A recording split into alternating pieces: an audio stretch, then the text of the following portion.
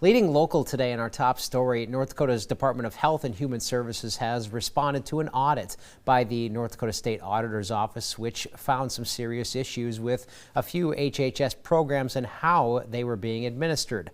One of the issues found in the audit had to do with workforce retention program and who the money was awarded to. The North Dakota State Legislature had appropriated just over $7 million in state funds for that program. It allows eligible caregivers to receive financial aid to provide in-home and community-based services to people on Medicaid. The Auditor's Office found some businesses were not paying their eligible employees with the grant money, while some caregivers were given money that they were not eligible to receive. We are talking about $400,000 to $500,000 in estimated costs. So it's not the full $7.26 million. It is a component of it.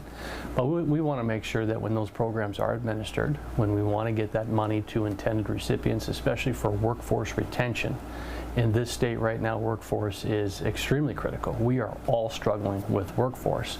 We want to make sure that every penny gets to those intended recipients so that we can maximize taxpayer funds. HHS say they are working with providers to recover funds identified in the audit as inaccurately distributed as part of the program.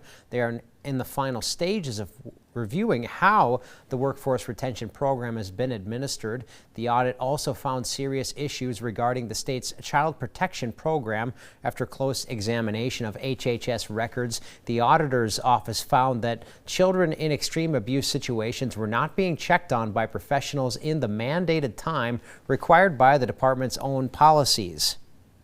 There are different categories of abuse, and those different categories have a required time for these professionals to make face-to-face contact with a child. And what we're finding is nearly 83% of the time we are not making that initial contact in accordance with the documentation that we're evaluating. To ensure compliance with the Child Protective Services policies, HHS say they have begun closely monitoring their child protection program, and they launched a redesign of their child welfare case management system.